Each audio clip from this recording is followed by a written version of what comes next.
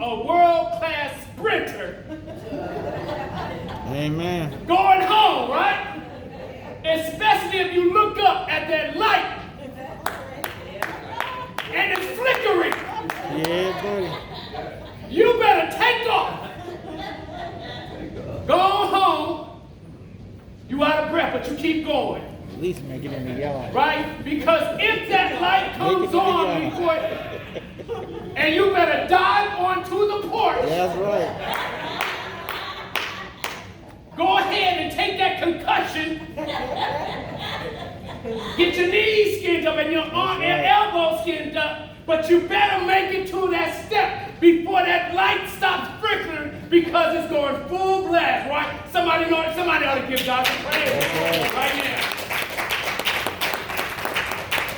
Because y'all know what I'm talking about. Watch this.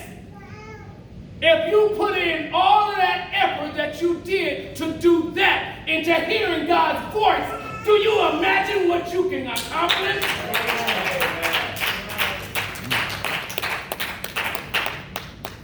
God is speaking all the time, but how many of us are not listening because it doesn't sound like what you want to hear?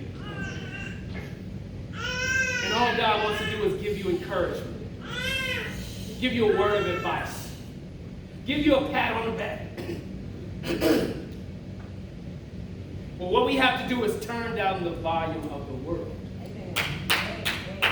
We have to turn that volume down so you can hear God's voice clearly. How do I do that?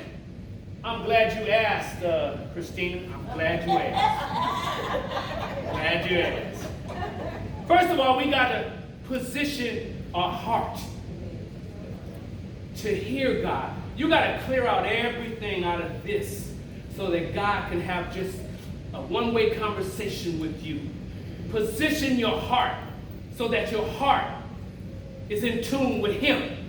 Then you got to prepare your mind because you got to think on these things like the Bible talks about. Think on these things. If you think on these things, then you are preparing your mind. You got to read your word.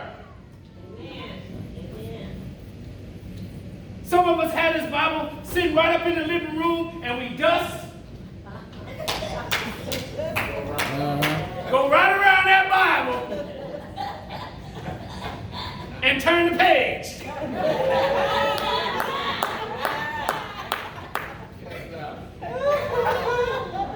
And keep it moving.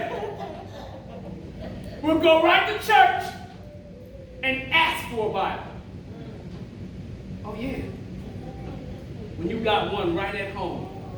It's got a lot of dust on it, so you better pull out that daredevil. Is that what it is? Yeah, that dirt devil. And start vacuuming that Bible and then begin to read it. Get past all of the junk. So in my closing, pause everything else so you can hear God clearly. Make His voice a priority in your life.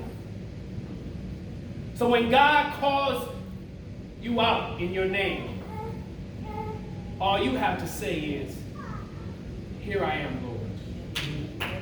Speak, because I'm listening. Mm-hmm. Amen? Amen. Amen. Let's bow our heads. Father, we just thank you for your word. And thank you for